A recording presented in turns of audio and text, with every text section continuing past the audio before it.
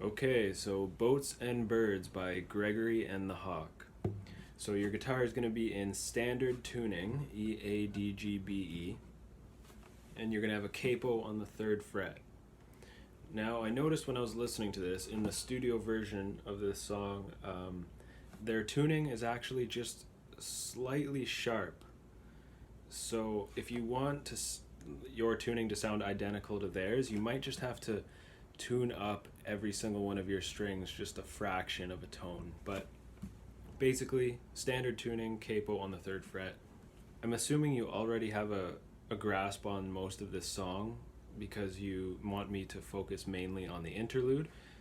But just to be thorough, I'll just go through it really quickly with you. The intro, the chorus, verse, etc. So basically the whole song is just finger picking.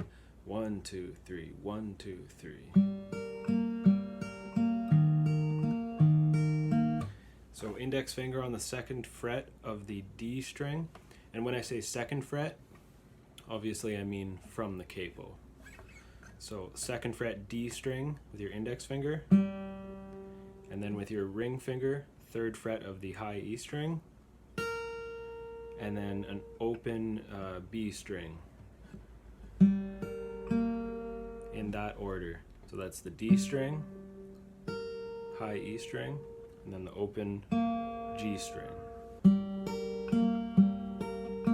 And then you're going to move your middle finger to the 3rd fret of the A string and do the same pattern with the open G and the high E, only the bass note is 3rd fret of the A string. And alternate back and forth. Now, right before the chorus, if you want to call it that, another note is added, and that is just an open D.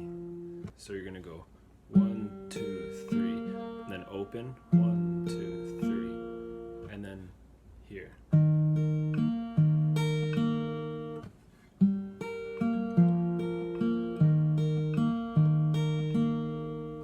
Alright, and then the next part, you're going to put your index finger on the 2nd fret of the low E string, and your ring finger you're going to move up to the B string on the 3rd fret, just going from there to there. Index finger, 2nd fret E string, 3rd fret B string, and then open G again. Okay, and then right after that, put your middle finger on the 3rd fret of the low E string, so. And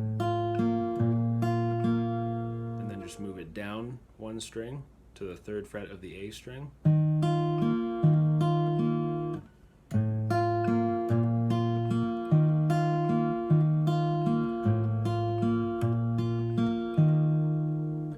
Alright, so that's pretty much the whole song other than the interlude, which I'll show you right now.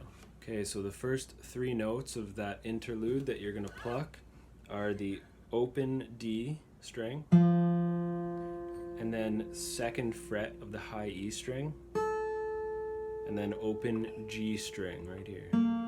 So.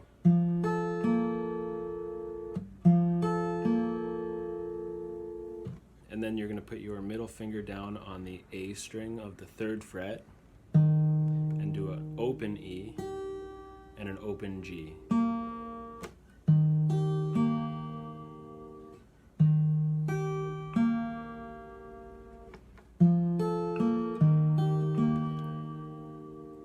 Okay, and then the final chord of that interlude, you're going to do a hammer-on from the 2nd fret of the low E string with your index finger and your middle finger. You're going to go.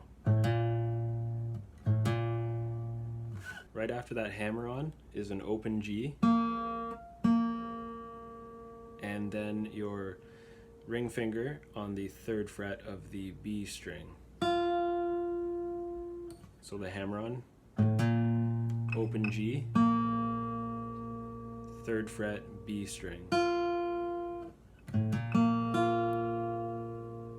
Okay, and then you're going to pluck 2 strings at the same time. Your middle finger on the 3rd fret of the E string, and your ring finger on the 3rd fret of the B string at the same time. So you do the hammer-on, open G, 3rd fret B string, and then you pluck those 2 notes again at the same time.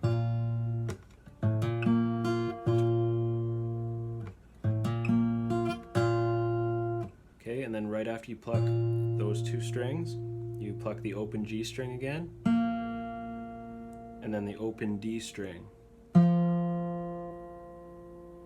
And then it starts again from that open D.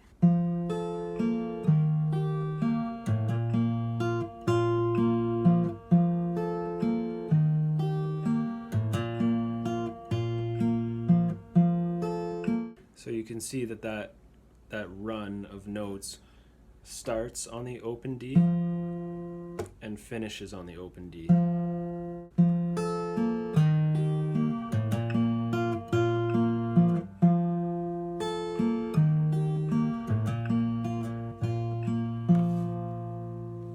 Okay, and then it just starts over again.